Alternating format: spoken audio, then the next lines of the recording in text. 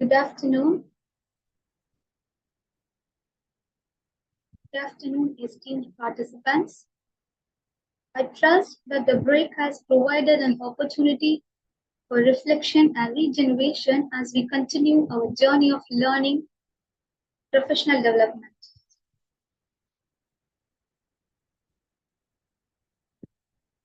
Welcome to the second session of our sixth day faculty development program. I hope you found the first session of our sixth day faculty development program engaging and thought-provoking. As we continue our journey of learning and growth, we are now poised to embark on the second session, which will focus on the topic practice-based language learning pedagogical utility of proverbs. We are privileged to have distinguished resource person Dr.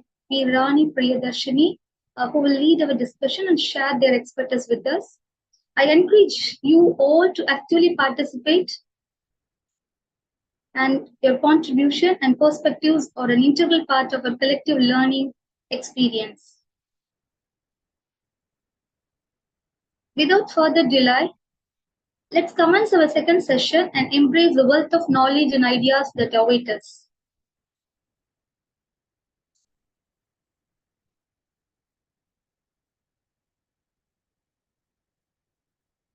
Next, I kindly request your attention for a moment of reflection and spiritual contemplation. We will begin with a prayer, seeking guidance and inspiration as we engage in today's discussion and learning activities. Now, I invite Ms. S.R. Samlin Golda, Research Scholar, Department of English, to lead us in prayer. Welcome, Golda. Yes, ma'am. As we gather for the sixth day second session of the faculty development program, let us come together in prayer. Heavenly Father, we humbly ask for your blessings upon this special occasion. We pray for the success and fruitful outcomes of this program. We lift up in prayer our college principal and college secretary. May you grant them wisdom and guidance in their leadership roles. We also pray for the organizing committee, technical team, and all the faculty participants. May their efforts be rewarded and may they find inspiration and growth through this program. We specifically pray for Dr. M. Beulah Hemalata, the convener of this program, Dr. J. Maristella, the coordinator of this program, and Mr. J. Jude Livingston, the organizing secretary of this program. Grant them strength and wisdom as they lead and coordinate this event. We ask for your blessings upon Dr. V. Rani Priyadarshini as she prefers to deliver her speech on practice-based language learning, pedagogical utility of proverbs. May her words be impactful and resonate with all the participants. Lastly, we pray for a clear internet connection and smooth technical facilities throughout this online program. May all technical challenges be overcome, allowing everyone to fully engage and benefit from this experience. In Jesus' name, we pray. Amen.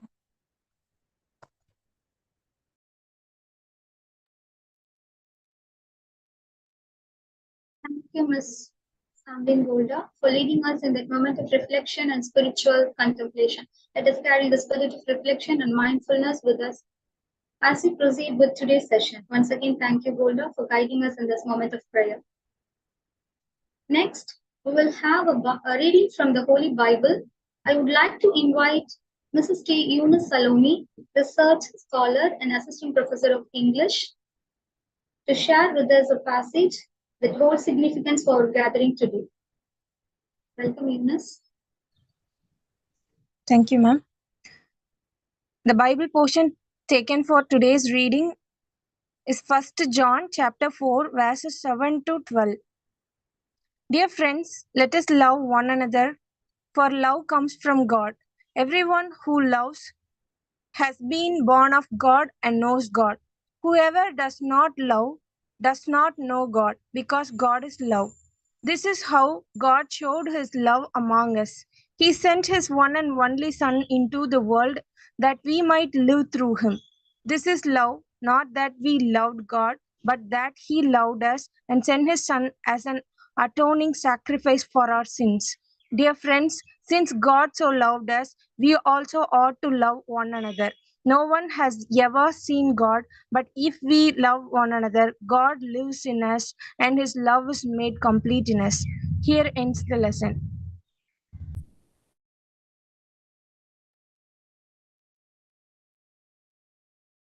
Thank you, Mrs. Eunice, for sharing that meaningful passage from the Holy Bible. Your reading has set a contemplative and respectful tone for our program, and we sincerely appreciate the significance of the words you have shared with us. Once again, thank you. It's my honor to invite Dr. J. Mary Stella, Research Supervisor and Assistant Professor of English, on this occasion. She will be delivering the welcome address and welcoming all of us to this day of learning and professional development. Welcome, Stella. Good afternoon, everyone. It's my pleasure to be in front of you all this afternoon to deliver the welcome speech. My first bunch of thanks goes to the Almighty, whose omnipresence has helped us begin this meeting with peace. We are honored to have Dr. Jawahar Samuel, principal of our college, with us today despite his busy schedules. We welcome you, sir. A smile costs less than electricity, but brings more light. My next welcome goes to the man who holds such a smile always and who brings more light to our college. We wholeheartedly welcome our secretary, Mr. Prem Rajasingh, who is here amidst us to motivate and guide us. I welcome Professor Jude Livingston, HOD of PG Department of English, organizer of this program. He is a man of dynamism and departmentalism who is with us. I welcome you, sir. I would like to welcome the renowned mobile encyclopedia of our department, the multi-faceted woman of our college, Dr. M. Beulah Hemalata, Assistant Professor of English, a research guide and head NSS coordinator, convener of faculty development program, for her precious presence in this meeting. Welcome you, ma'am.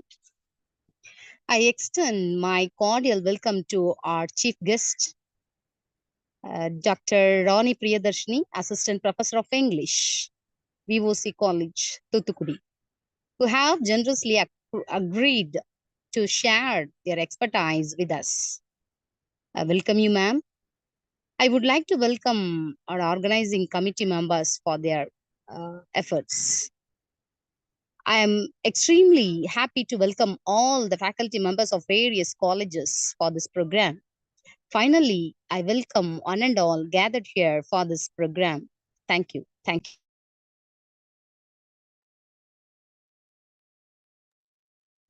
Thank you, Stella ma'am, for delivering the warm, inspiring welcome address. The words have set the perfect tone for our day of learning and professional development. We truly appreciate your thoughtful remarks and gracious welcome extended to all of us. Thank you, ma'am. Next, I would like to draw your attention to the introduction of our esteemed chief guest, Dr. V. Rani Priyadarshini, Research Supervisor and Assistant Professor of English, VU Chidambaram College, Thuthukudi. Now, I kindly invite Mr. T. Jude Livingston, Assistant Professor of English, to introduce our esteemed chief guest for today's event. Welcome, sir. Thank you, ma'am. Good afternoon, everyone. It's my honor to introduce our resource person and my research supervisor, Dr. V. Rani Priyadarshini. She is an assistant professor of English at VU Chidambaram College in Thuthukudi with a remarkable 14 years of teaching experience. She holds a postgraduate degree from the American College, an MPhil from Gandhigram University, and a PhD from Manonniyam Sundarna University. Her academic excellence is reflected in her publication of 28 papers in national and international journals. She has supervised 6 MPhil scholars, successfully guiding one PhD scholar to completion while currently mentoring two others who have submitted the thesis and four more scholars who are diligently pursuing their research. Beyond academia, Dr. Rani Priyadarshini's influence extends through her captivating lectures in the region, earning her the role of coordinator of the literary club. Her expressional skills in innovative classroom teaching and content development, coupled with her ability as a motivational speaker, highlighted her dedication to empowering her students. Dr. Rani Priyadarshini's passion for Tamil literature, deeply rooted in her early exposure to Bharati and Bharatidasan, underscores her belief that regional literature illuminates our understanding of national literature. Her love for proverbs, showcased through her role as a parameographer, reflects her commitment to preserving cultural wisdom. Her awards include receiving the prestigious Siranda Eliyor Virdu Award, recognizing her outstanding contributions. Her unwavering work ethics, strong principles, and profound respect for Tamil literature shape her identity as a passionate educator, inspiring mentor, and an asset to academia. Her wealth of knowledge and unwavering dedication to the field of research will undoubtedly enrich this faculty development program, fostering an environment of growth and learning for all participants. Thank you, ma'am, for accepting our invitation and being here with us. And wholeheartedly welcome you. Thank you. Thank you, Jude, for your nice words on me. Am I audible? Yes, ma'am. Thank you so much. A very good afternoon to the galaxy of intellectuals. I deem it a great privilege to be a part of this FDP. I'm extremely elated to share this platform with my professor, Dr. John Shakers, and with my grand guide, Dr. Prabhakar sir. And my sincerest thanks goes to the organizers, especially Dr. Beulah Hemalata, my senior, and Mr. Jude Livingston, my scholar. Thank you once again for the wonderful opportunity. I thank the management of Margoschis College for this opportunity. Thank you. Before getting into the topic, let me pose you a very general question. You can use the chat to drop down your responses. Hand on heart, how many of you are actually quoting proverbs in your regular classrooms? And how many of you are using proverbs for teaching as language models? Yeah, you can use your chat, please.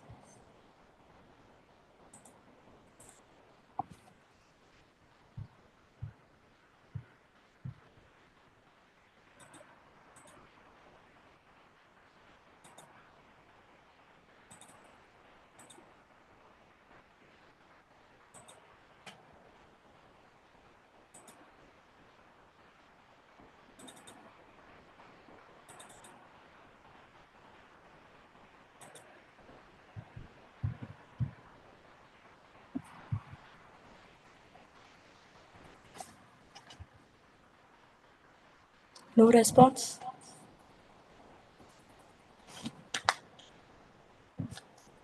Very good. Thank you, Mr. Joshua Nyanraj. Okay. Okay, fine. Thank you, Dr. Rajalakshmi ma'am. Rarely. Very good. Thank you so much. Okay. So the topic that I chose for today's session is pedagogical utility of proverbs. Actually, this comes under the domain of practice-based language learning. You may be wondering about how proverbial study could be pigeonholed to the thrust area of this FDP. Though we have proverbs in our hand for so many centuries, it sets a never-ending thread. And it's always fresh and gains currency still. Hope you'd agree with my statement. Let me just share my screen.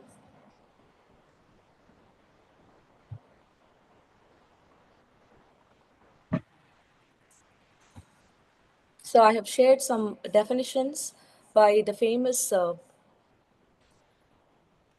paramographers and also from dictionaries. All literary forms of each language are suitable for language learning and teaching packages. Proverbs constitute a vast body of folk literature, and they have endured a test of time by since they have been in use for centuries, and they have been very popular among the speakers and writers of languages. Being a language source, proverbs are a growing area of study and research. And it is a known fact that not many researchers have come forward to undertake proverbial study hitherto. So I took this study for this lecture as there is no platform for teaching and learning proverbs at the higher level or even at the lower level. Proverbs have been just taught as the parallels or equivalents for the proverbs in their mother tongue. So probably those who are from Tamil Nadu would have noticed in the curriculum, the proverbs are just taught as the equivalents or parallels from the mother tongue. So the curriculum, even at the school level, doesn't include a major chunk of proverbs, even though it is actually a great potential of language source.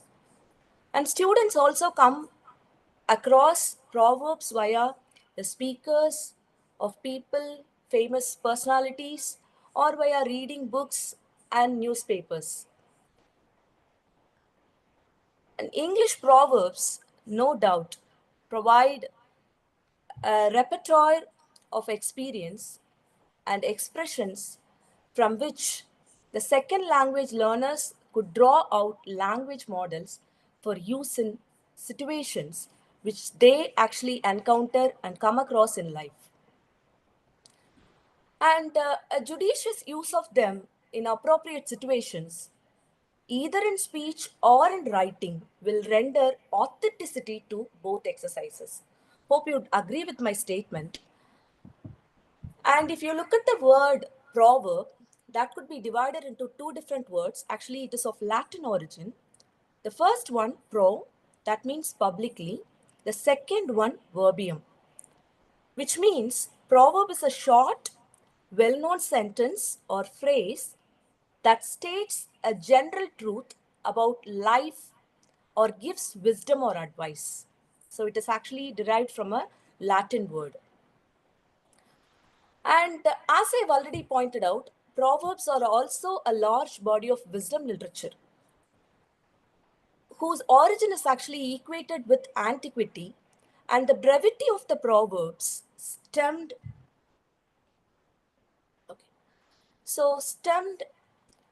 out of the words and also the needs of the oral tradition. And it is effective as a mnemonic device. Probably, when we use proverbs, that is very pithy, and it is known for its pithiness and also piquancy. So it's so short, and it is also used as a mnemonic device.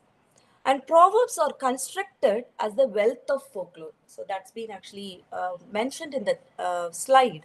It is actually considered as the wealth of folklore, and they are the effective sources of language acquisition. I don't know how many of you are literally using proverbs in your regular classrooms.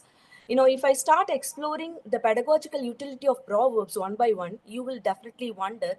So proverbs provide a repertoire, and also it is one of the wonderful resources for language acquisition. And proverb provides a vast stock of expression from which we could draw out language models, examples to use in contexts which we actually come across in life, and we can also encourage students to make use of the proverbs to be used in their classrooms and also as language models. And moving on to the next slide, while literature is actually considered as the mirror of life, proverbs are the criticism of life. Proverbs are considered as the criticism of life. Yeah, it is actually indeed a noble and noteworthy attitude of calling a spade a spade. Proverbs never call a spade a white. And Francis Bacon calls them as the edged tools of speech, and Lord Russell calls them as the wisdom of many and wit of one. Moving on to the next slide. So this is based on a common idea in local colors. Yes, proverbs are found in many languages and cultures. Of course, a common idea may be given in different local colors. For example, we have carrying coals to the new castle in English, and Greeks have it as sending owls to Athens. Though I, restrict myself not using Tamil proverbs as examples, as we have a variety of participants from other states, but I couldn't resist myself. So I'm then and there using Tamil proverbs as examples. So in Tamil, we have Kollan Thiruvila Oosi Vittar Pole. So the proverbs are actually created with the available sources representing the land and culture. So that is why it is actually termed as a common idea is actually given in local colors. And moving on to the next slide, proverbs are actually used in literature judiciously by writers. Actually, proverbial sayings were very popular in the Middle Ages and were treated as accepted wisdom. And especially in it is 16th and 17th century, the writers like Shakespeare, and also writers like Shakespeare and Milton, they have used proverbs in their writings to support arguments and give emphasis to their views. Probably, this slide would help you in understanding how proverbs had been judiciously used by writers like Shakespeare, Milton, and Thomas Gray. Like the first one, discretion is the better part of valor. It is a proverb which was used by Shakespeare in Henry IV. And the second one, probably you might be knowing this proverb. It is an utterance of Satan in Paradise Lost. Better to reign in hell than serve in heaven. And the last one is also very important, and also you might have heard of it. This is also one of the famous proverbs. That is, ignorance is bliss when it's folly to be wise. And this is a proverb used by Thomas Gray in his poem Ode on a Distant Prospect of Eton College. Moving on to the next slide. Yes. So proverbs are mere we can't say just proverbs are mere catchy sayings. It is more than catchy sayings. They concentrate on truths. I have actually given the list of terms. That is, the study of proverb is called parameology, and the collection of proverb is parameography, and the one who collects proverbs is called parameographer. And proverb is anti-proverb. Anti-proverb. I've given you an example. Look at the example given here. If at first you don't succeed, skydiving is not for you. This is one of the funniest proverbs. So this is actually called proverb, which is otherwise known as anti-proverb. If at first you don't succeed, skydiving is not for you. Moving on to the next slide. Yeah. And also, with regard to proverbs, they are generally worded in such as to be remembered easily and tend to change little from generation to generation. Ma'am, So much so that, sorry to interrupt.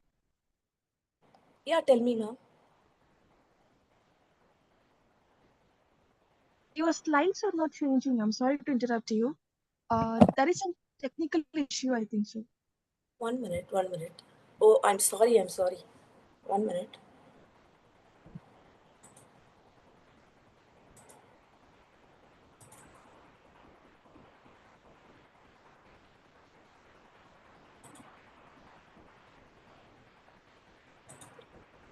So I'm really sorry for the inconveniences caused.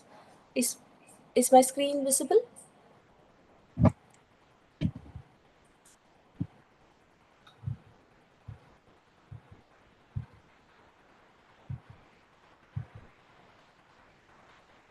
Thank you. Thank Yes, you. ma'am. It is fine now. Thank you, ma'am. Sorry.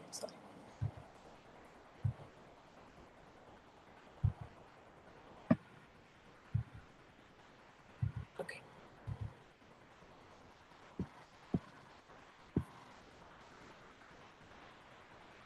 Okay. So I was talking about the specific meaning of the proverb is no longer relevant. Actually, I have an example here. This very is my screen visible? Yes, ma'am. Yeah, thank you. Thank you so much. So the specific meaning of the proverb is actually no longer relevant. For example, this proverb is very famous. You might have heard of it and you would have probably used in your regular conversations. For example, the proverb penny wise and pound foolish is actually a holdover form when America was a British colony and used pound as currency. So, now look at the proverb, read the proverb again, you will get the meaning. Penny wise and pound foolish. So, America was British's colony and used pound as currency. And the next slide is based on lexical changes in proverbs. Yes, the characteristics of proverbs could be used in modern pedagogical situation, and proverbs are often of linguistic interest. They may show a kind of lexical changes down the ages. Actually, if you could keenly notice on some of the proverbs, for example, I have given you one proverb as example. The proverb goes like this: do not spoil the hog for a half penny worth of tar. Do not spoil the hog for a half penny worth of tar. Actually, this proverb was recorded in the year 1600. But hog changed to sheep in 1651. It's been mentioned in the slide, 1651, and to ship in 1823. So it was recorded in the year 1600, the hog to sheep, sheep to ship. One can notice, especially the students and the teachers, notice a change of nouns in the proverbs, and also the causes of these changes or the subject matter for social linguistic study. See, over a period of time, the lexical item, I mean the nouns, are getting changed according to the situation, according to the socio-linguistic scenario, according to the background of the society. But then, however, the changing of nouns has not affected the impact of the same. So that is also one of the beauties of the proverbs that you have to make a note of it. And the next one, that is common nature of proverbs. Of course, we use proverbs as it is very common, it is very useful, and everybody can use it on a regular basis and in regular conversations. So the common features of proverbs are that they are passed down to time, through time with little changes in form, and they are often used metaphorically. And by understanding their metaphorical nature, we can ravel their meaning. Now, I've given you two common proverbs that are regularly used in our day-to-day life conversations. For example, the first one, don't count your chickens. And the second one, a stitch in time saves nine. So these proverbs are very, very common because few of us stitch cloths, some of us count chickens. So the proverbs share a kind of commonness. So this is also one of the important aspects to be noted. And the next one, proverbs in informal conversations. How can we use proverbs in informal conversations? So again, it is interesting factor that probably, that would definitely interest you to note that in informal conversations, the opening phrase of a proverb could be used. For example, well, a stitch in time, don't count your chickens, okay? So these type of proverbs, especially the opening phrase of the proverbs, could be used as, in especially in the informal conversations. So such truncated use of proverbs is an evidence of an eventful understanding on the part of the listener or speaker. For example, we are teaching this to the students, and we can encourage the students to use the half of the proverb. I mean, the truncated use of the proverbs could be used in the regular conversation, like, informal conversation. And this linguistic exercise needs actually a special skill. And the classroom is actually a better place to train the students in this skill. So the teachers are expected to use these type of skills to drill the students according to the skill. And the students also get trained in from language teachers. This shortened use of proverbs helps to make their speech direct, pointed, and immediate. Because students in India need training in the classroom to have mastery over proverbs, so that they could draw out from this talk as and when the situation warrants. This is also one of the pedagogical significances of the proverbs. Moving on to the next slide, I'm just focusing on, in this slide, I'm focusing on outdated versus updated proverbs. This is one of the interesting sections.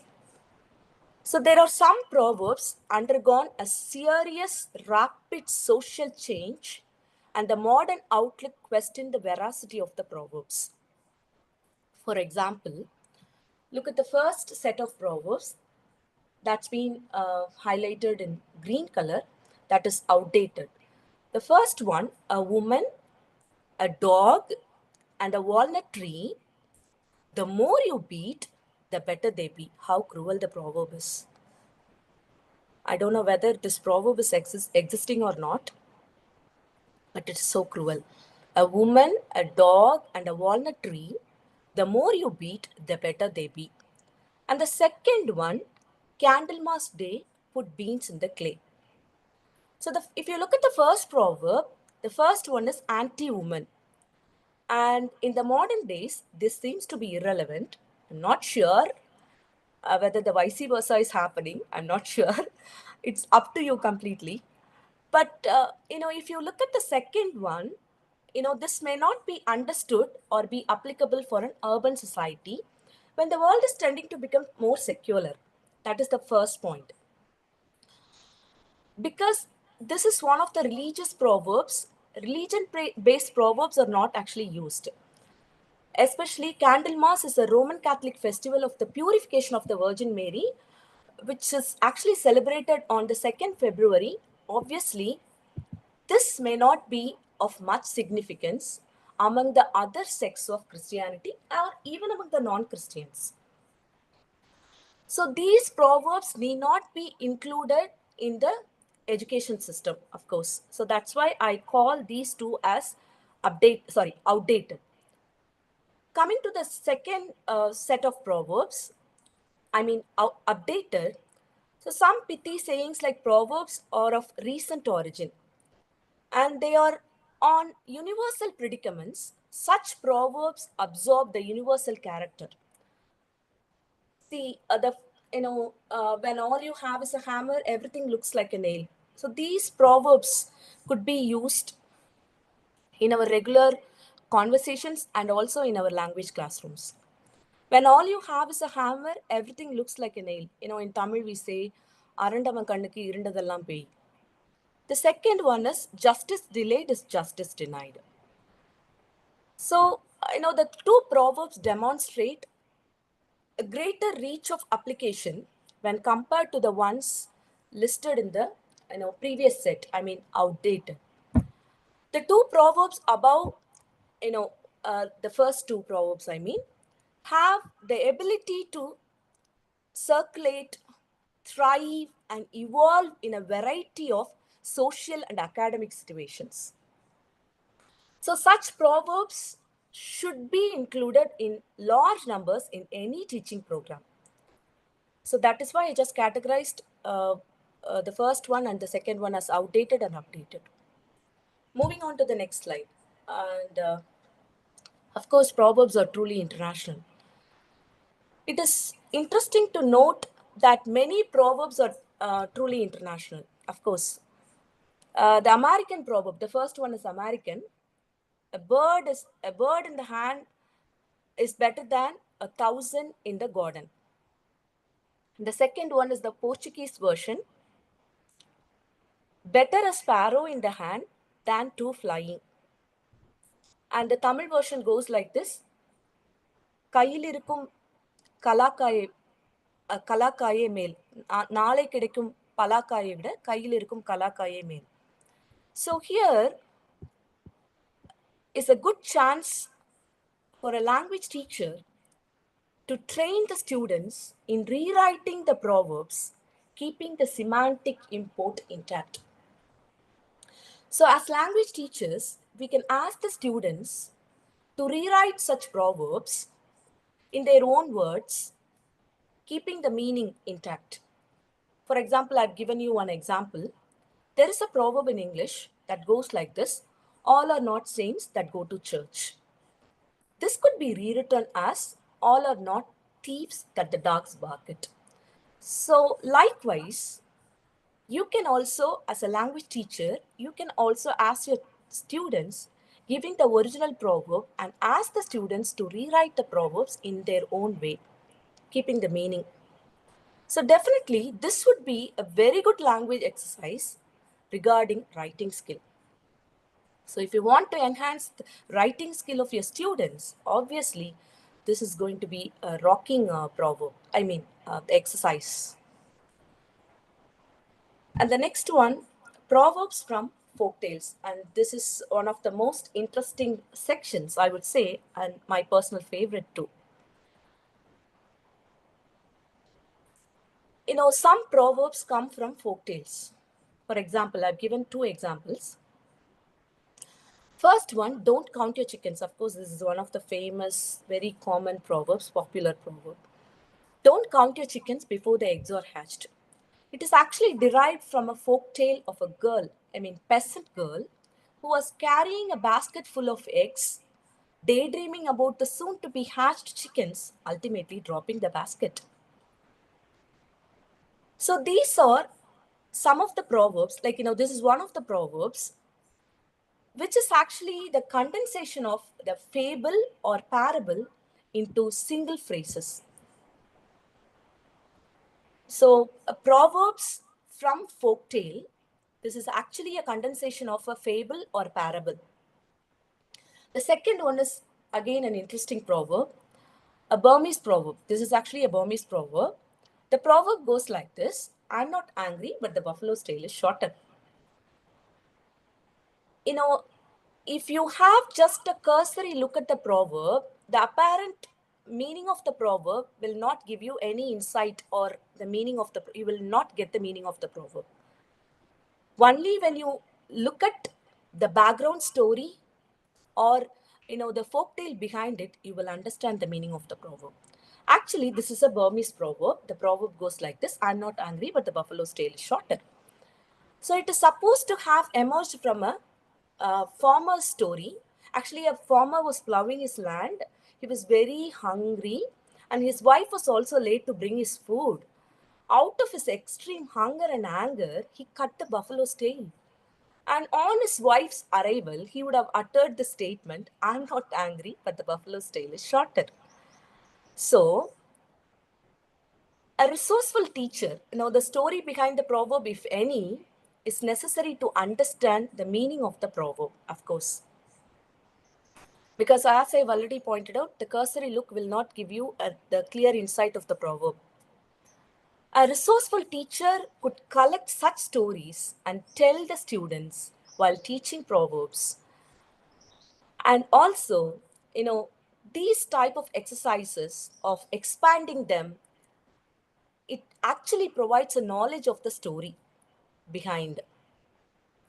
And also, these type of stories and the proverbs will trigger related thoughts in the minds of the students. So if we come across any folk tale and also the related proverb, probably we can share this with the students to encourage them to participate in the classroom, and also this will spark their creativity. And moving on to the next slide, this is purely, the coming slides are purely based on characteristics of proverbs.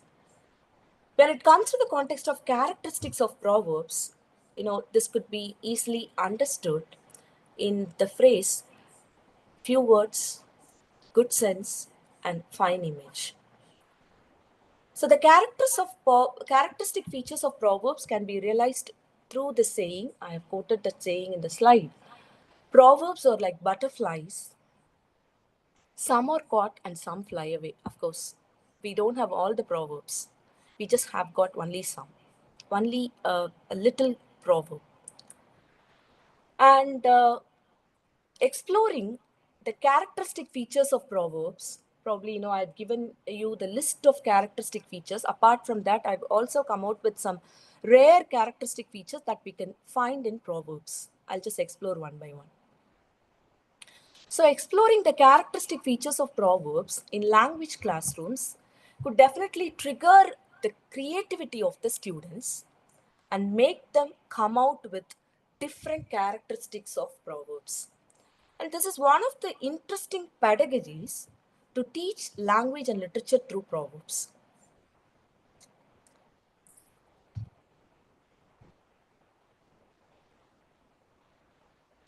So the first one,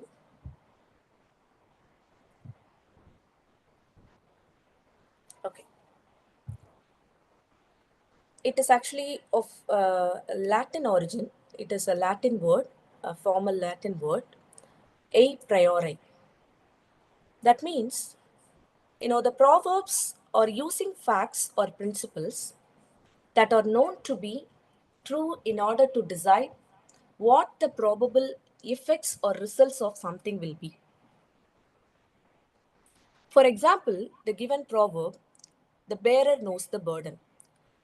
So here, the proverb suggests that the proverb created or coined without having any particular personal experience. See, for example, we need not have any personal experience to arrive at a conclusion sometimes. The Tamil equivalent goes like this: Sumapavan allavo arivan kavadi baram. The bearer knows the burden. So it is not necessary that we have to undergo the same experience, and it is not necessary. It is not empirical at all. It is not experiential, and it is not empirical. And the second one, that is a posteriori. This is also from Latin. Analyzing something by actually starting from known facts and then thinking about the possible causes of the facts. For example, I haven't used the Tamil proverb here, but then the Tamil proverb, as you are very quite familiar with, that is "Palaga palaga paalum pulikkum." So the English proverb goes like this: familiarity breeds content. So in this section, the proverb actually, it advocates the idea that the proverbs are written based on common experience. Of course, we need to have some common experience to arrive at such conclusions. It is purely empirical and it is realistic. It is experiential, unlike the previous one. Moving on to the next one, that is a fortiori argument. It is based on argument. See, it is clearly mentioned in the slide. It is with stronger reason the proverbs are actually created and used. For example, the English, I've quoted one of the English proverbs of this kind: ask no questions and hear no lies. In Tamil, we say, அக்கினியை தின்று கக்குகிற பிள்ளை அல்லித்தண்டை தின்கிறது அதிசயமா. So, the a fortiori argument suggests that there is no possibility for the stronger things happen when the smaller ones get stuck with. So, hope you would have understood this concept. Moving on to the next slide. Superstitions. Of course, most often it's disapproving, but then, we love to use and we love to, see superstitious beliefs and have superstitious beliefs. It is actually the belief that some particular events happen in a way that cannot be explained by reason or science. That's been quite used by some of the paramyographers, and also it's in Proverbs also. For example, I've given you 2 examples: blue eyes, true eyes; a dimple in a chin, devil within. So in Tamil we have umpteen number of proverbs to quote, to refer to superstitious beliefs. And in this segment, of course, the proverbs that I have actually mentioned, and also Tamil proverb that I can quote.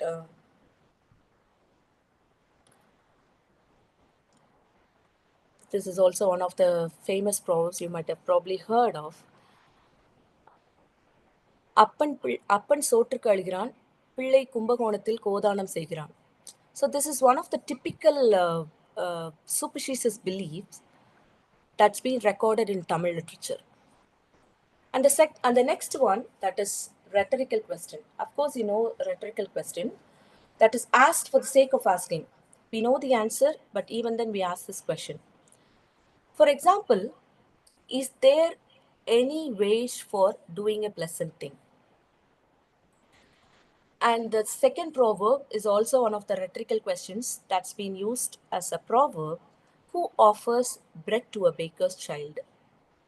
Of course, nobody would offer bread to a baker's child. We know the answer. Is there any wage for doing a pleasant thing? Of course, we know the answer. But even then, these are used as proverbs. Of course, it is a rhetorical question. In Tamil, we have umpteen number of proverbs of this kind. Probably I can quote one, that is, அணிற் பிள்ளைக்கு நுங்கு அரிதோ, ஆண்டிச்சு பிள்ளைக்கு சோறு பெரிதோ. அணிற் பிள்ளைக்கு நுங்கு அரிதோ. Of course, palm fruit is not very rare for a squirrel. அணிற் பிள்ளைக்கு நுங்கு அரிதோ, ஆண்டிச்சு பிள்ளைக்கு சோறு பெரிதோ. Now, Andichi is, probably you would have heard of, that is the ardent followers of Shiva. They don't bother about food. They can easily get it. So, proverbs recorded have some rhetorical questions in them. Moving on to the next slide, this is also one of the characteristic features of proverbs, that is parimateria. This is also from Latin. This is like of the same matter and of the same subject. For example, value of a thing, but no excuse for its abuse. We can have Tamil proverbs like படிக்கிறது திருவாசகம், இடிக்கிறது பெருமாள் கோவில். And also, I could quote one of the famous proverbs, பொன்னூசி என்றாலும் கண்ணில் குத்தலாகாது. So, a value of a thing, no excuse for its abuse. So, this is actually coming under the category of the character parimateria. Moving on to the next one, of course, proverbs give a lot of advice. Having the role of giving professional advice, especially. For example, I could quote a lot of proverbs on this kind. Just one simple proverb that I've quoted here, that is, prevention is better than cure. Then the next section is also one of the interesting sections, that is counter proverbs. Sorry, 1 minute.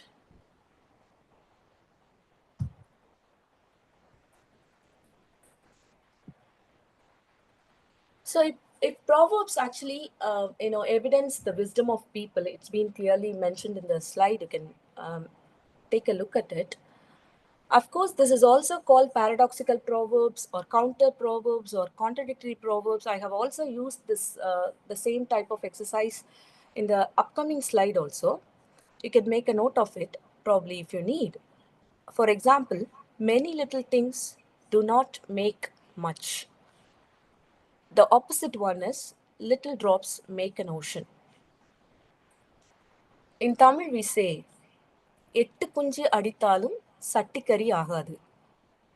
Many little things do not make much. எட்டு குஞ்சு அடித்தாலும் சட்டிக்கறி ஆகாது. The second one, obviously, everybody knows that is little drops make an ocean. சிறுதுளி பெருவெள்ளம். So these proverbs are actually considered as counter proverbs, opposite or contradictory proverbs, paradoxical ideas. Moving on to the next slide, that is warning. Of course, I think I have already mentioned that in the slide, proverbs are the criticisms of life. And they never call a spade a white. So telling someone to be very careful in certain things, proverbs are actually acting as warnings at times. If you doubt, be cautious. This is one of the English proverbs. The Tamil version may go like this: ஐயப்பட்டால் பையனட. If you doubt, be cautious. The next one, that is biblical tinge. So Bible is one of the greatest sources of every proverbial study.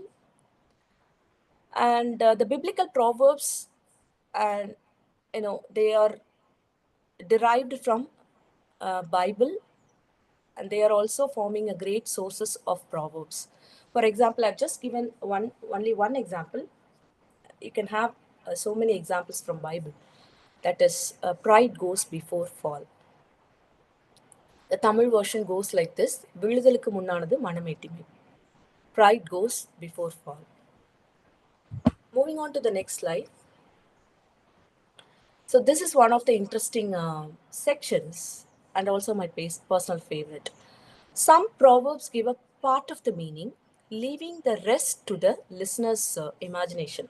Of course, most of the literature and most of the movies that we watch, sometimes, it may have some open ending, and it is left with the imagination of the audience. We can have so many movies and so many literature pieces and some of the proverbs too. For example, empty vessels make much noise. So here the proverb provides a part of the meaning, and the other part of the proverb is not actually mentioned. Even though the meaning is conveyed, the proverb does not mention the remaining. This is also used by Valluvar in one of his kurals, பிறவி பெருங்கடல் நீந்துவர் நீந்தார் இறைவனடி சேராதார். Valluvar didn't say anything about what will happen to பிறவி பெருங்கடல் நீந்துவர். He just talked about நீந்தார் இறைவனடி சேராதார். What will happen to பிறவி பெருங்கடல் நீந்துவர்? That's left with the imagination of the audience. Of course, the meaning is conveyed. We know that. But then he didn't talk about it. So the same way, proverbs are also conveying only half of the meaning. The remaining half is left with the imagination of the audience. It is left with the listener's imagination. So, coming to the next slide, that is alliteration and rhyme. So one could notice linguistic techniques, any literary device or figures of speech. May the proverbs assume as mnemonic devices to help the oral transmission down the ages. So, for example, when you come across so many proverbs in life, you can notice, at least we can encourage the students to look at the rhyming pattern, alliteration, assonance present in the proverbs. For example, look at the proverbs that I've given here. Birds of the same feather flock together, and look before you leap. If you look at the first proverb, feather and flock are alliterative. And the same proverb, feather and together, are rhyming. And look and leap are again alliterative. Moving on to the next slide, that is assonance. Assonance also sometimes acts as a mnemonic device, as in the proverb, a stitch in time saves 9. So time and 9 are in assonance. It is in assonance. The next one, hyperbole and paradox. So the first one is hyperbole and the second one is a paradox.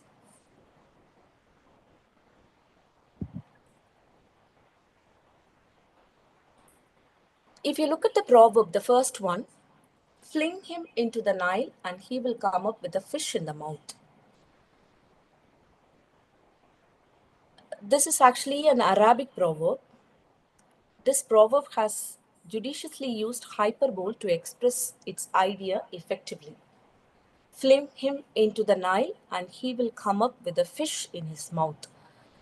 So either teachers or students should not take this proverb's length, the length of the proverb, because it's affecting the brevity.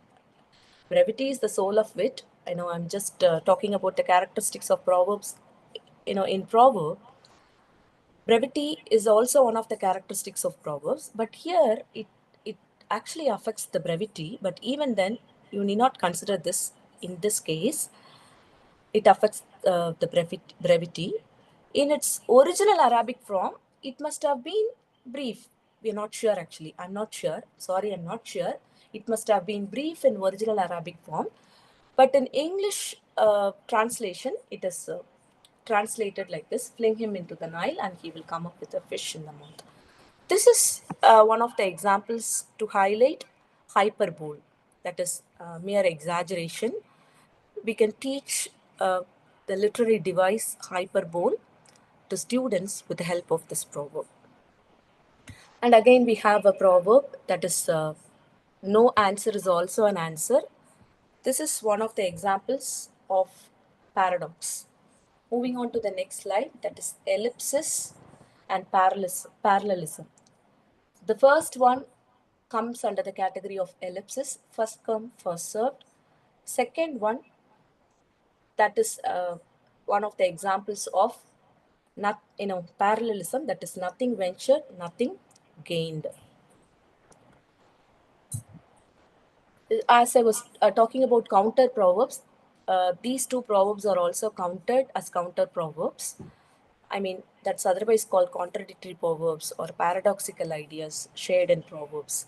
For example, silence is golden, the squeaky wheel gets its grease. So the first one is opposite to the second one. The Tamil versions go like this. The squeaky wheel, vaayulla pilla pilaikkum. The silence is golden, obviously, you may know. So if a student points out the contradiction, it should be viewed as a better understanding on the part of the student, actually. We can encourage students to point out such differences, the contradictions, and the counter effects. However, they contain truths applicable to two different situations. So such pairings could be collected by the teacher.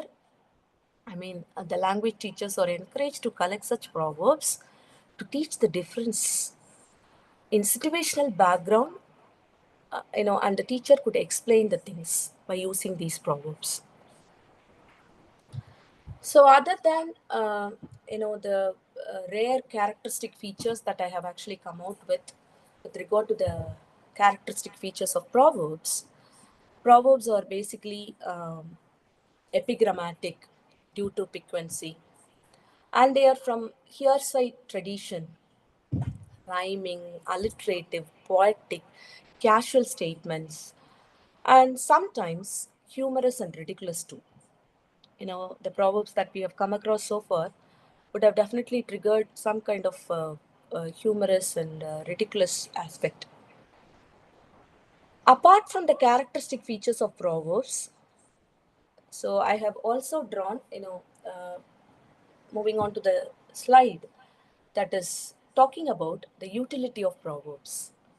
So I have actually I have drawn some pedagogical exercises on proverbs to be used in classrooms, both at the lower and at the higher level. So hope you're following. Okay, thank you. The first one, moving on to the next slide.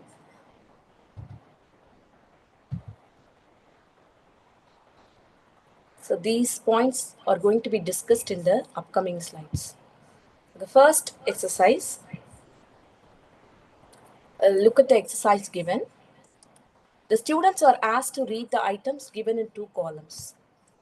So they are supposed to take the clues given in column A and they are supposed to select suitable items from column B. So that combined with the items in column A to make complete proverbs. Actually, this is the task given to the students. Column A, the part of the proverb is given, the remaining is given in column B. So this exercise aims at testing the understanding of the students as regards the meaning of the proverbs. So this is actually testing the understanding of the students with regard to the meaning of the proverbs. Sometimes similar exercises are found in competitive examinations. Probably some of you might have seen, some of you might have experienced, some of you might have come across or found in competitive examinations. This type of exercise will be useful at the lower stages of learning. So this is, for some it may seem so kiddish, but that can be used in lower classes. And I'll just tell you the utility of this exercise. Once the proverbs get confirmed in the minds of the students, so more complex and demanding exercise could be given. For example, if the students are quite thorough with these type of proverbs and the exercises, then we shall move on to the next hard demanding exercises for them. And also with regard to this type of exercise, it is actually easier for the students because the alternatives are given. So what the students have to do is to draw from their understanding of the meaning and select the correct ones. Of course, this is very simple, but this can be used in schools or at the lower level with the students. The next exercise, exercise number 2, it is actually, a kind of an exercise. The first parts of the proverbs are given. And you have to search your memory and complete the proverbs by filling in the blanks with relevant second parts. This is, of course, compared to the previous one, this is a bit hard. So in the earlier exercise, the second part are listed actually. The students were given or the students are going to be given both the sides, like column A and column B are given, thus they are going to match. But here we are not giving the second part, rather it is the duty of the student to understand and identify. So the students have to rely on their memory and understand. It is actually a bit challenging than the previous one. Probably make a while the remaining proverb should be understood and identified by the students. The third one, it is an exercise based on identifying correct words to go into the blanks to complete the proverbs. So obviously earlier we had the remaining part, the second part of the proverbs are asked to fill in by the students. Here the first part is actually asked to be filled in by the students. So in this exercise, the back formation method is used. If you look at the exercise, the back formation method is used. So from the second part of the proverb, the students are asked to identify the subject, the first part of the subject clause. The subject clause is to be identified by the students. And the next one, it is a bit hard compared to the previous one. And actually, this type of exercise ought to be introduced to the students to understand the familiarity of the proverbs that they have actually come across and they are actually aware of. Look at the exercise that I have actually drawn. Here, in this exercise, the students are supposed to make out complete proverbs from the jumbled phrases given below. So obviously the students have to rearrange it in a proper proverb and they have to find it out. Only when they are aware of the proverb they can do it. Otherwise they can't. Moving on to the next one. It is another type of exercise in which students are actually asked to fill the gaps. For example, the students are expected to supply words to go into the blanks for each proverb, and they can recall the proverbs in their mind and identify the words. So this is also one of the exercises that we can have in language classrooms to make the students understand and use the proverbs. The next one, so probably, this type of exercise is not that easy. So here the students are actually asked to write a proverb each concerning the words given above. So here the students are required to search their memory for the proverbs. Definitely, otherwise it won't be working. So which deal with the concept clothed in them. So each word indicates the main idea enshrined in each proverb. So each proverb indicates an idea. And proverbs could also be used to actually, as stories and also titles when students are actually given the guided composition of developing.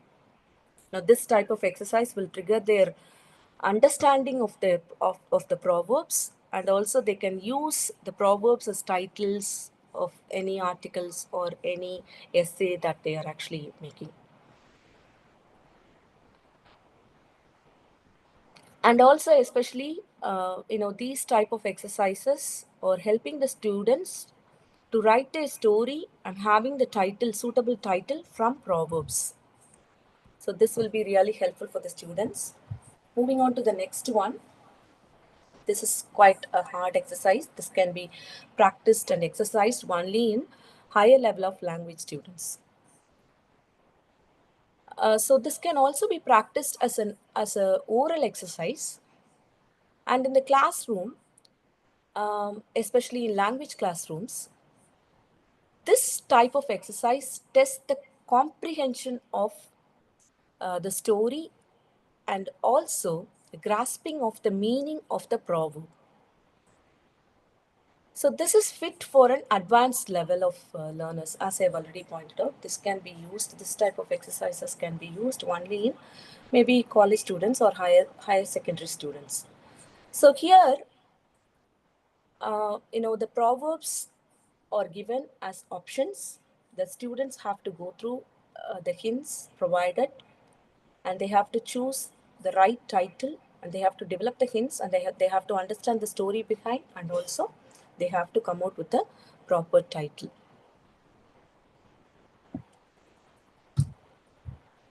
So this is also one of the interesting sections. I'll talk about it.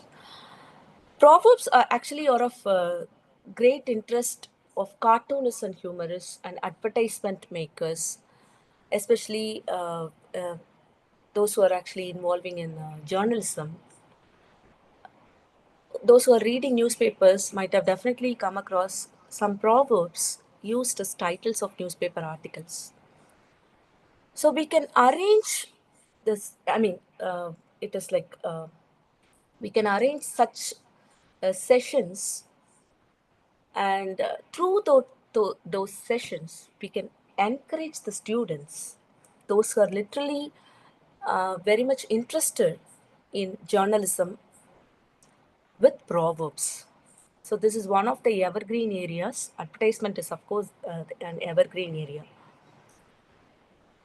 And also, the proverbs can be used as slogans, and also the proverbs are used as titles of newspaper articles.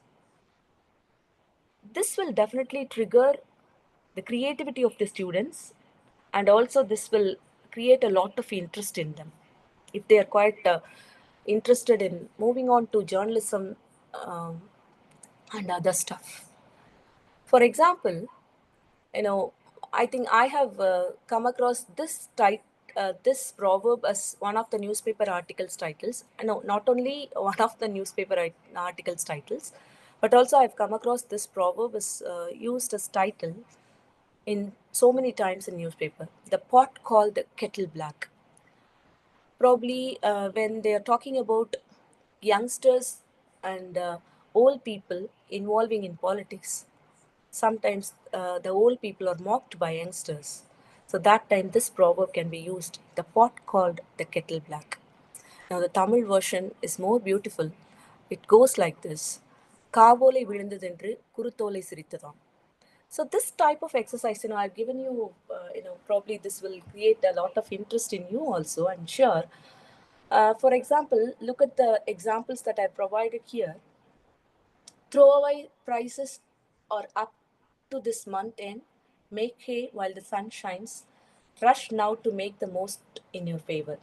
Like, you can rewrite the proverb and make use of the proverb as advertisement slogan or newspaper article title, or, for any form it can be used.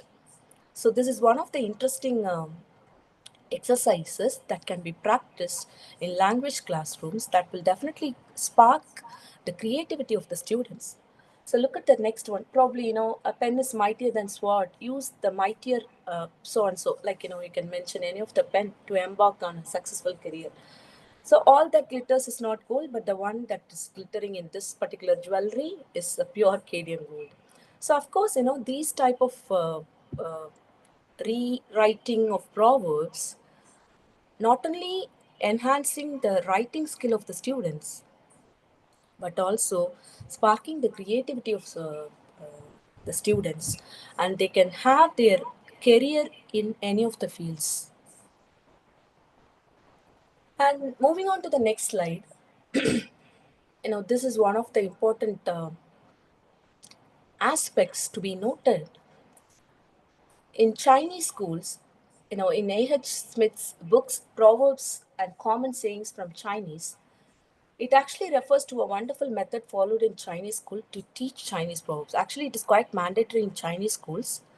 Proverbs are taught there regularly, and especially Chinese proverbs are in couplet form.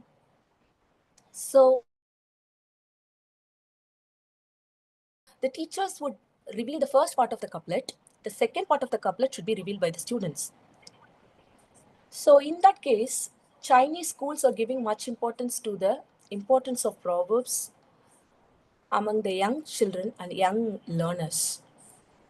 So this is actually one of the most important aspects to be noted down, as we are also supposed to use proverbs as it is actually a stock of a linguistic source and resource, that we have to use proverbs in our regular classrooms to make the students engaged, to make the classroom interesting.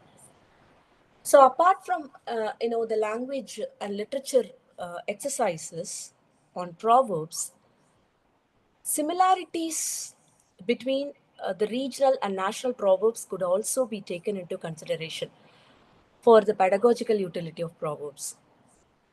For example, you can collect proverbs or of your mother tongue and of English.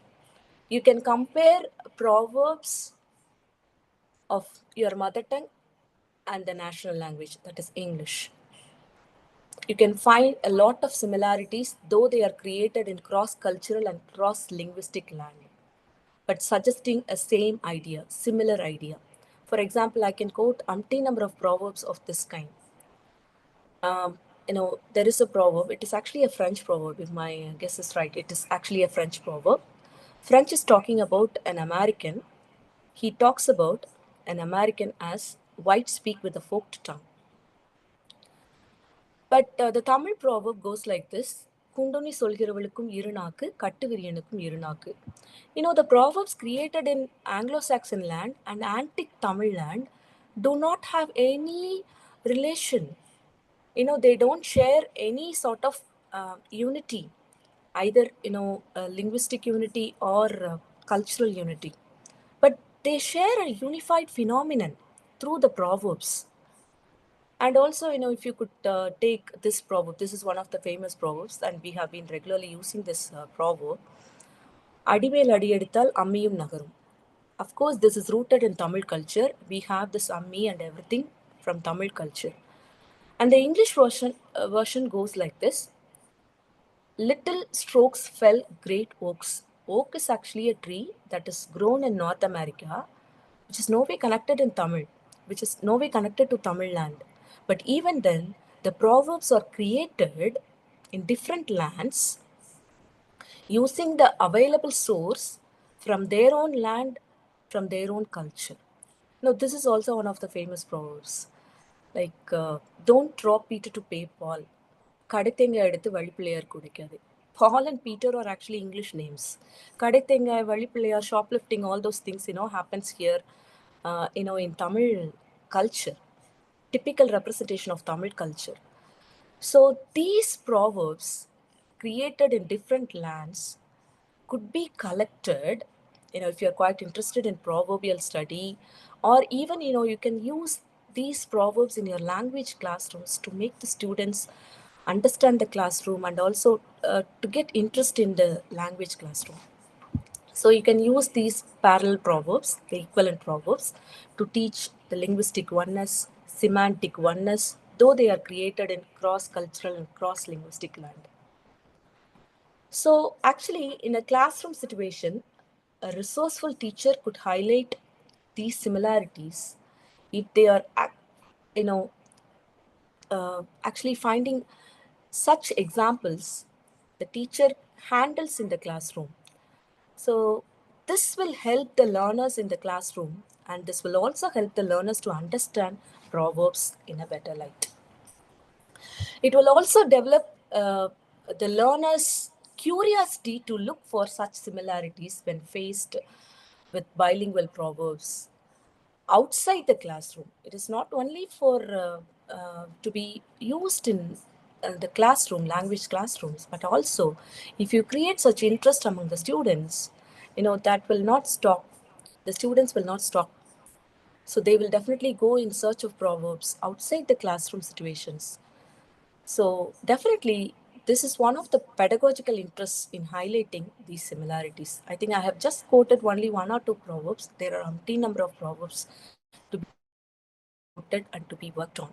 So you can try in your language classrooms. This is very interesting. Of course, you will also delve into it. It is in the world of proverbs. And also, proverbs are actually considered as capsules of wisdom. Through proverbs, we understand a lot of wisdom, a lot of culture, knowledge. These proverbs will definitely help to enrich our conversation and writing. Especially, you can encourage the students, if they want to enhance their conversation and writing, definitely they can go ahead with a lot of proverbs. A speaker or a writer has a natural liking to quote proverbs in pertinent situations to support his views. So he or she thinks that the judicious use of proverbs will definitely give an elitist look both to their speech and to their writing. So I have actually given some suggestions. These suggestions could be made in language classrooms as pedagogical consideration. For example, the first one, textbook writers should try to prepare textbooks especially for English proverbs. So actually, we don't have much textbooks based on English proverbs. Some dictionaries have proverbs at the end, but then we don't have much textbooks. And English teachers should be given an orientation program concerning suitable method for teaching English proverbs in the classroom.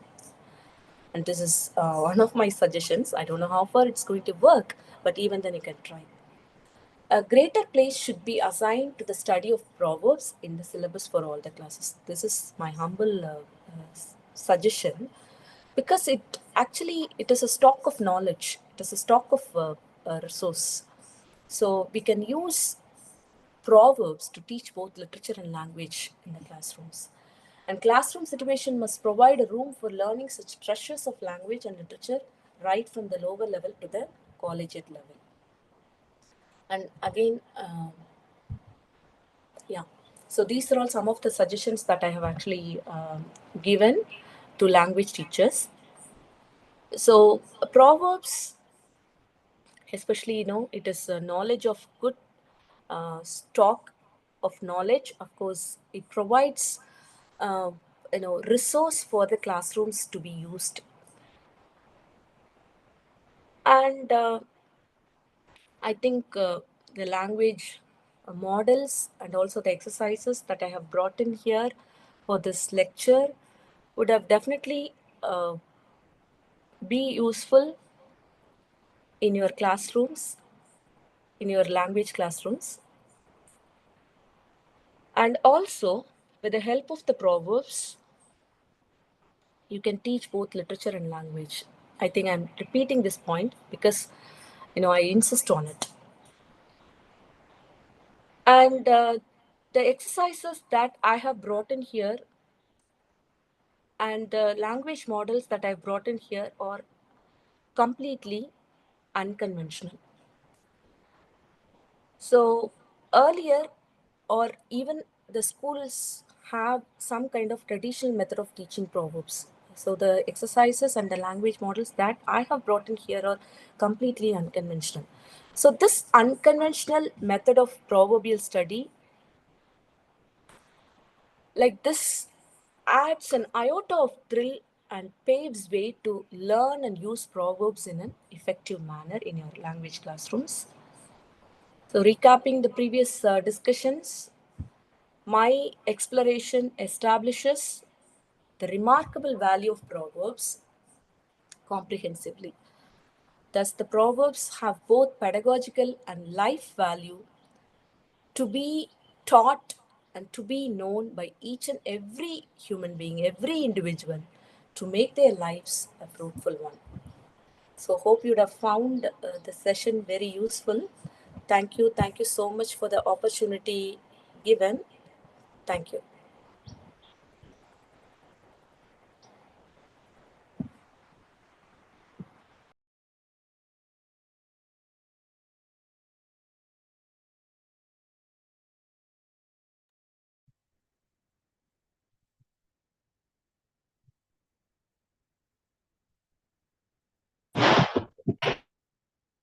Thank you so much for your comments. Thank you so much. Good evening, ma'am. Can I ask you one question? This is Varadarajan. I have been listening to you from the very beginning. Okay, sir. With Dr. Beulah's permission and other people who are connected to this program with their permission, I am just convinced fully by what you have been talking about the greatness of proverbs in teaching, learning, or for pedagogical aspects. And my question, ma'am, to you is what makes you choose a title of this kind to explore? I could sense your typical Thoothukudi slang also in your Tamil and also to an extent in English. And how did you actually prepare these slides? Out of curiosity, I'm asking because you have gone very deep into what actually a proverb is capable of doing.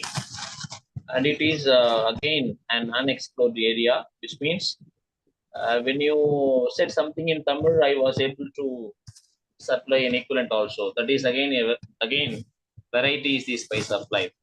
Another audience in the group in this session also typed like Karumbu Tinna Kuli Vedama, but you put it in another way. Yeah. But the meaning is one and the same. And question number one is what makes you focus on this proverb? Number two, how did you gain interest in talking about it? And very happy that your presentation was quite smooth, patient, effective. what your mind actually wants you to say, you spoke. Thank you very much, ma'am. Thank you, sir. Thank you so much. I mean, for both the questions, I have a single answer. It didn't start, at this stage of learning. Actually, it started from my day one. I have been very much influenced by my paternal grandmother. Actually, she was one of the triggering forces who literally involved me in Proverbs, because she uses for each and every situation, she uses Proverbs, whatever may be the situation, whether it's good or bad. That would be sometimes so ridiculous, humorous, interesting. And I was very much influenced by her. I don't have anything anything to say other than this, sir. Actually, and also this has been identified, the interest that I created in Proverbs was identified by one of my father's professors. And he literally encouraged me to dwell into the world of Proverbs. Especially as my grandma would, for example, when my father was actually, was pampering me like anything, I was very much pampered by my father. Sometimes my grandma would utter this proverb, like "Tanga usina kalde kanleya kutuanga." So likewise, my grandma would utter for each and every situation in Trinelveli slang. She would utter the proverb. So I was very much influenced by her. So that actually triggered me to get into the topic. And also, this is my research area. Of course, my research area is completely different from the topic that I actually talked about in this lecture. But of course, sir, I think that will do. Thank you. Yes, ma'am. Thank you very much. Thank you so much. Thank you so much for all your comments. Thank you so much for all your kind words. I think I'm done.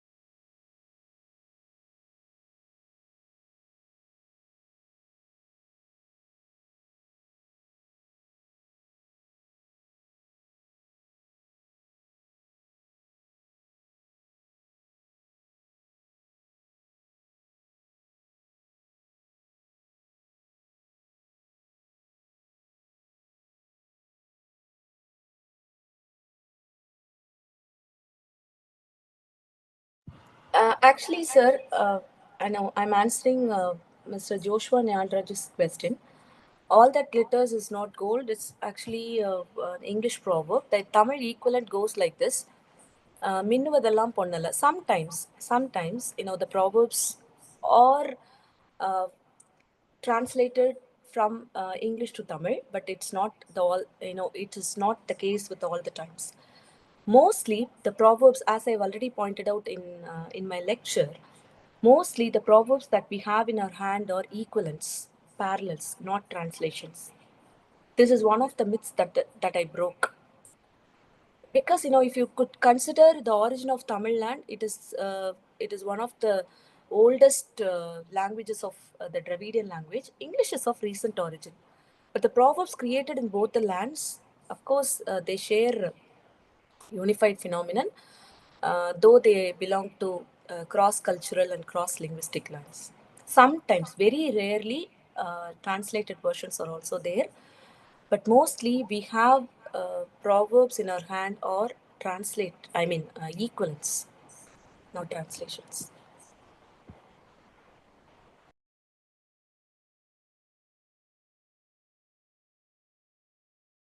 It's okay, it's okay. I think I'm done.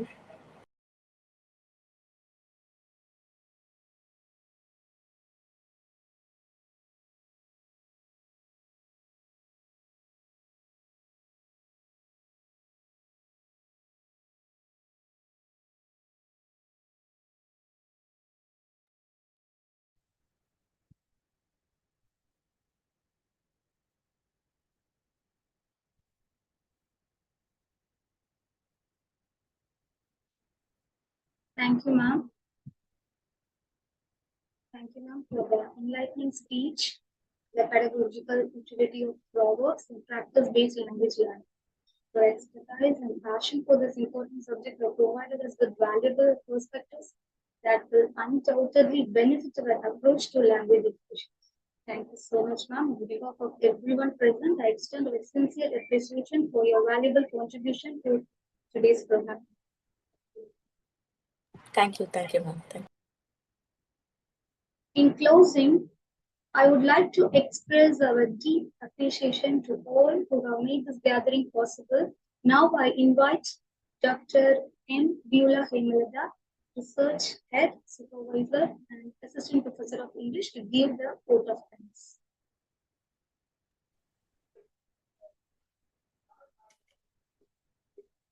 In extending my sincere thanks, I'm reminded of the proverb, gratitude is the fairest blossom which springs from the soul. Our heartfelt appreciation to the resource person and my adorable proficient junior, Dr. V. Rani Priyadarshini, for planting the seeds of wisdom through her worthwhile words and her impeccable pronunciation on Proverbs. As she shared her knowledge, she reminded us that a word fitly spoken is like apples of gold in settings of silver. Our distinguished resource person, your words were indeed golden, and we are grateful for the richness you have added to our learning orchard. Profound thanks again for the thought-provoking, phenomenal session on Proverbs and their applicability in pedagogy. We, the educators, assure you that we will utilize Proverbs as a valuable tool in teaching. Thanks to all the virtual spectators for elevating this session and rendering a rewarding experience for us all. Thank you. Thanks to the resource person again for stealing the session.